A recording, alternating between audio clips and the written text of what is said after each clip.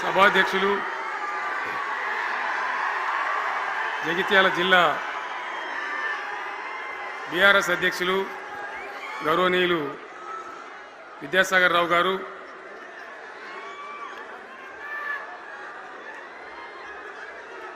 గౌరవనీయమైన తెలంగాణ శాసన మండలి ప్రతిపక్ష నాయకులు గౌరవనీయులు సిరికొండ మత్స్యనాచారి గారు,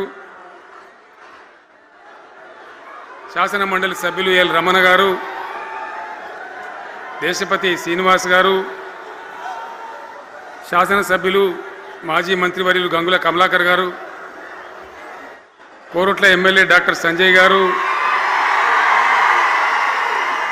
హుజురాబాద్ ఎమ్మెల్యే పాడి కౌశిక్ రెడ్డి గారు,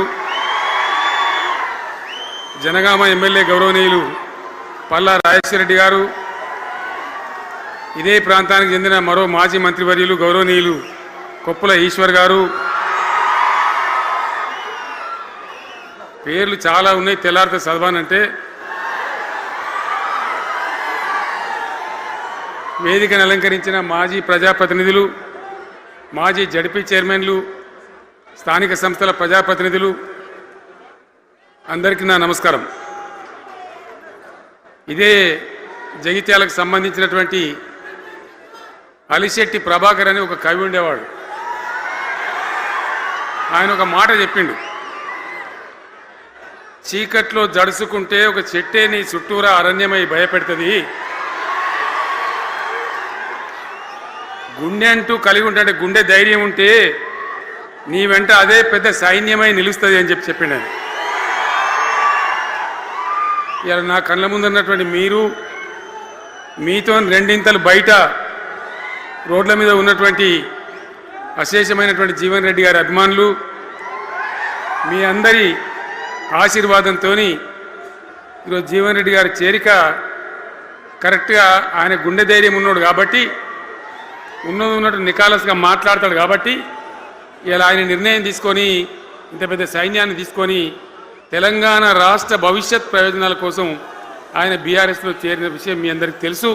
ఆయన వెంట మీరందరూ వచ్చి ఎవరైతే అందరూ ఈరోజు చేరినరో, ఇంకా రాని వాళ్ళు కూడా ఉన్నారో గ్రామాలలో పట్టణంలో, మీ అందరికీ ముఖ్యంగా జీవనన్న గారికి, ఆయన వెంట వచ్చినటువంటి ప్రతి పౌరుడికి, ప్రతి అన్నకు, ప్రతి తమ్ముడికి, ప్రతి చెల్లెకి కూడా పేరు పేరున బీఆర్ఎస్ రాష్ట్ర అధ్యక్షుడిగా నేను హృదయపూర్వకమైన స్వాగతం సుస్వాగతం తెలియజేస్తా ఉన్నాను.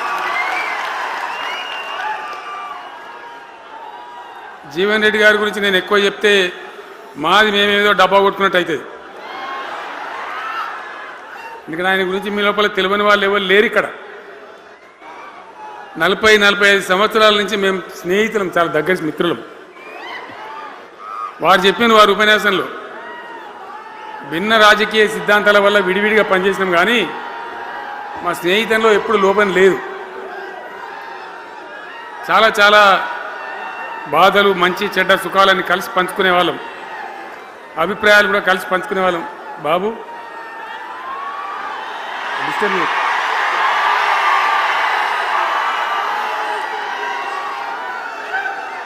మంది లొల్లి పెట్టడం కూడా కాదురా వాను.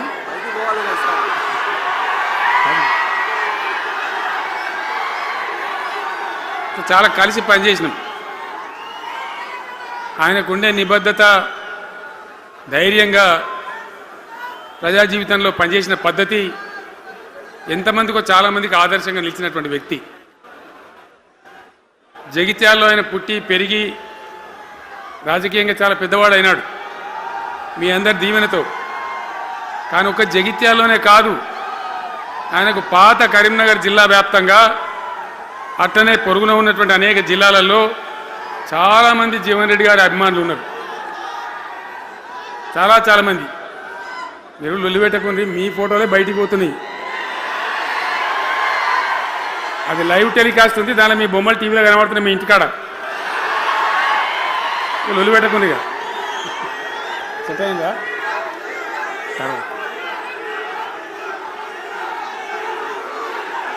సో అట్లా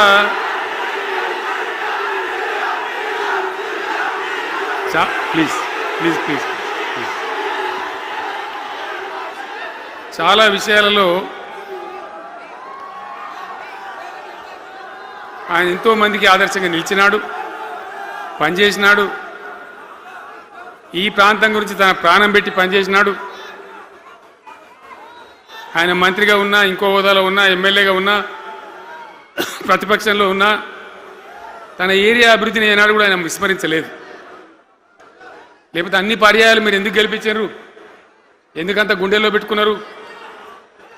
నేను ముఖ్యమంత్రి అయినా వారు ప్రజాప్రతినిధిగా కరీంనగర్లో జరిగినటువంటి సభకు వచ్చింది.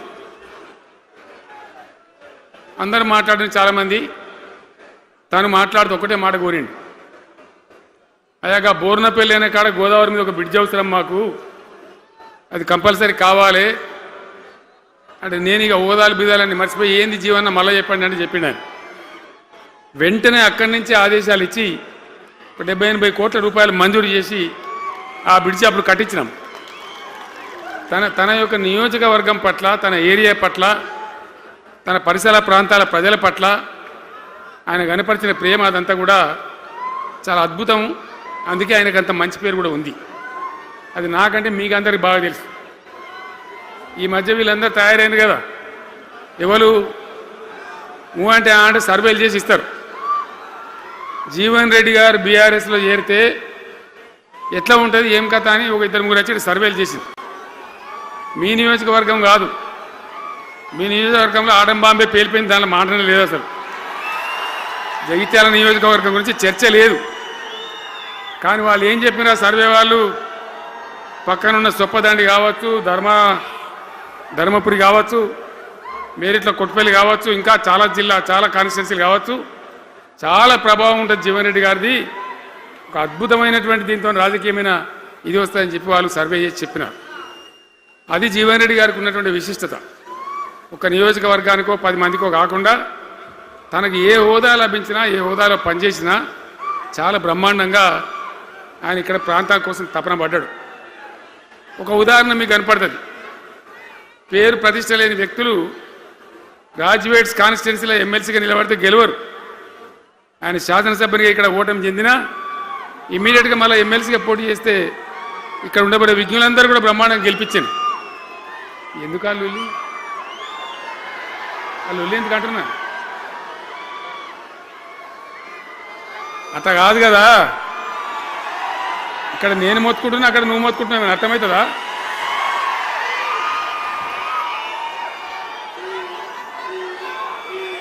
ఆగవా బాబు,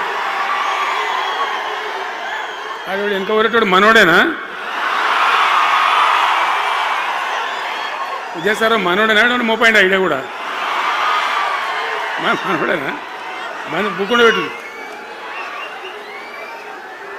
ఇంత దూరం వచ్చి మనం ఇంత సభ పెట్టుకొని 4 విషయాలు ప్రజలకు చెప్పుకోవాలి కదా. ఈ బట్టి అరుపులారిస్తే ఏం లాభం? సో అట్లా జీవన్ రెడ్డి గారు తన రాజకీయ ప్రస్థానాన్ని ఒక సమితి ప్రెసిడెంట్గా ప్రారంభించి ప్రజా సమస్యల మీద పోరాటం చేసి సివిల్ లిబర్టీస్లో కూడా అడ్వకేట్గా నాడు ఎంతోమందికి పౌర హక్కుల సంఘానికి కూడా మద్దతు ఇచ్చి అచ్చమైన నికార్సైనటువంటి ప్రజా కార్యకర్త నిరూపించుకొని అంచెలంచెలుగా ఎదిగి ఇంతకుముందే ఆయన చెప్పినట్టుగా అనేకమైనటువంటి పదవులు ఆయన చూసినాడు. పదవులు ఆయన కొత్త కాదు.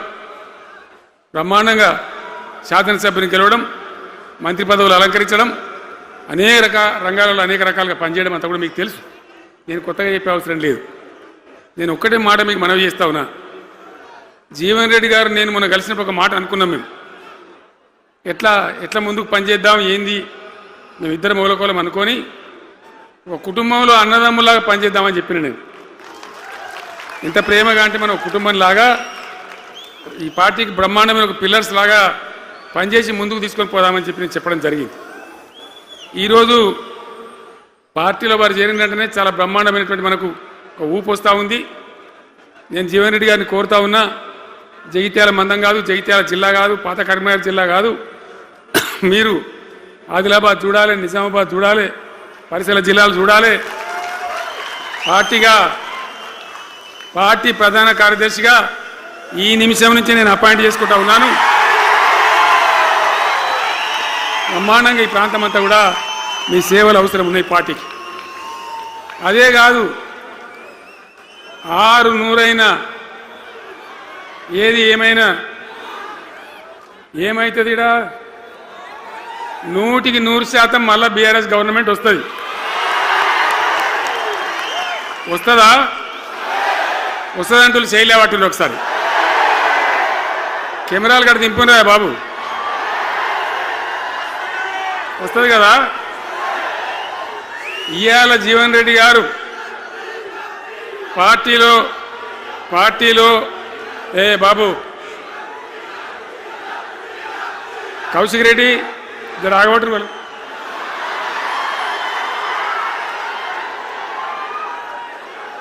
పార్టీలో పనిచేసి పార్టీ కోసం సేవ చేయడమే కాదు, రేపు భవిష్యత్తులో బీఆర్ఎస్ గవర్నమెంట్ ఏర్పడిన తర్వాత కూడా బ్రహ్మాండమైన పదవిలో ఆయన అద్భుతమైన సేవలు మీ జిల్లా మొత్తానికి అందించబోతాడు. తెలంగాణ రాష్ట్రానికే ఆయన సేవలు అందించబోతాడు. ఇది నా మాట, కేసీఆర్ మాట అని నేను జగిత్యాల గడ్డ మీద చెప్తా ఉన్నా. నేను ఎక్కడైనా మాట ఇచ్చినంటే తప్పలే. కాబట్టి జీవన్ రెడ్డి గారిని మీరు జగిత్యాల మందం మీరు యుద్ధం చేయాలి. యుద్ధం చేసేదానికి ఆయన ముఖాబిలా మనిషే లేడీడా, మీరు సరిపోతారు. ఆయన నాకు అప్పచెప్పాల బయట పనిచేయడానికి. కరెక్టే కదా? అట్లే చేద్దామా? అట్లే ముందుకోదామా? జగిత్యాల యుద్ధం మీ వంతు, తెలంగాణ యుద్ధం మా వంతు. ఓకే కదా?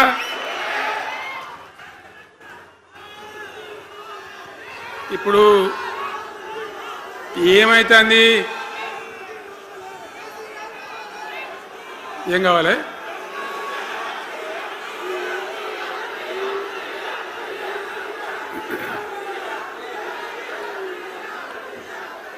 గింతే మనది మనం అనుకొని పోదాము. మరిగా బంద్ చేయండి బాబు. మీరు ముద్దుమంతులకు చెప్పండి వాళ్ళకు. తెలంగాణ చాలా భయంకరమైన పరిస్థితులలో ఉండే. దుఃఖం వచ్చేది, ఏడుపు వచ్చేది. ఎమ్మెల్యేలుగా ఉన్నా ఏం చేయలేని పరిస్థితి. ఆగమాగం అడివేడివి కదా. ఎట్లా ఉండే తెలంగాణ మనం చూడలేదా?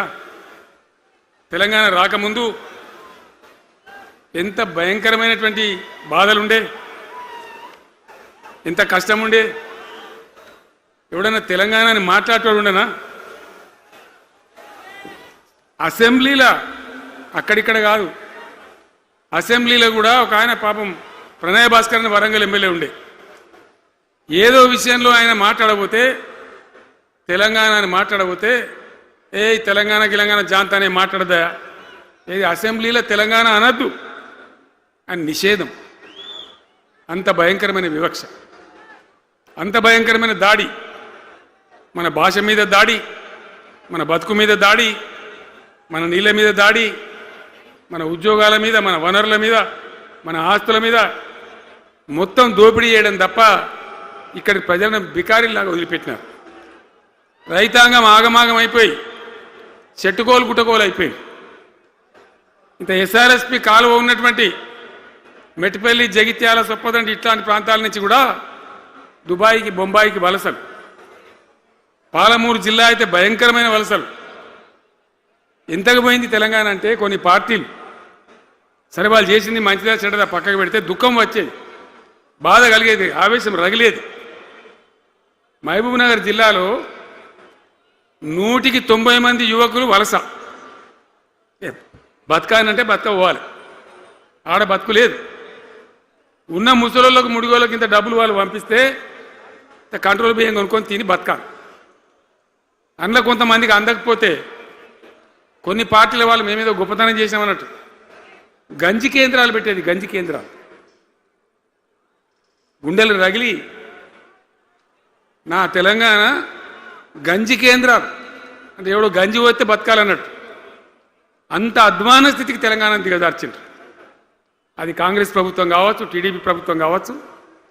తీయటి పుల్లటి మాటలు చెప్పుడు తప్ప కసికెట్ నీళ్ళు తెచ్చియలే, మంచినీళ్ళు ఇయ్యలే, కడుపు నిండా కరెంట్ ఇయ్యలే, ఏది లేదు. అంత పట్టిదే గ్యాస్. మాట్లాడు, చెప్పుడు, మోసం చేసి పోవుడు. మనం గొర్రెల్లాగా మన దగ్గర అడిగే నాయకులు లేడు. నిలదీసేవాళ్ళు లేడు, అందరు కట్టుబానిసలు అయిపోయారు. ఆ పరిస్థితులలో మూనిగే నక్కమే తాటికాయ పడ్డట్టు ఆనాడున్న ముఖ్యమంత్రి చంద్రబాబు నాయుడు కరెంటు ఛార్జీలు పెంచాడు, భయంకరంగా పెంచాడు. తెల్లారి నేను ఒక ఉత్తరం రాసిన, నీ కరెంటు ఛార్జీల పెంపుదల వాపసు తీసుకో, లేకపోతే ఈ సమైక్య రాష్ట్రంలో మాకు న్యాయం జరగదని నేను ఉద్యమానికి పోవాల్సి వస్తుంది, తెలంగాణ కోసం కొట్లాడాల్సి వస్తుందని చెప్పి రాష్ట్రం ఆయన తీసుకోలే. కొంతమంది రైతులు పాపం పోరాటానికి వచ్చారు. మీరు కొత్త వాళ్ళు చూడకపోవచ్చు కానీ చాలా పాత వాళ్ళకి తెలుసు. పోరాటానికి హైదరాబాద్కి వస్తే నిరసన తెలపడానికి పట్టబగలు 11:30 గంటలకు బషీర్ బాగులో ఇష్టమున్నట్టు విచ్చలవిడి కాల్పులు జరిపి చంపేస్తే 3 రైతులు అక్కడికక్కడనే ప్రాణాలకి చచ్చిపోయారు. ఆ తర్వాత నిర్ణయం తీసుకున్నవిగా ఇక లాభం లేదు, ఎదురు తిరిగితే కూడా వీళ్ళు కాల్చి చంపుతున్నారు, జెండా ఎత్తడం ఒకటే తప్ప మార్గం లేదని చెప్పి ఆనాడు నేను తెలంగాణ ఉద్యమానికి శ్రీకారం చుట్టాను.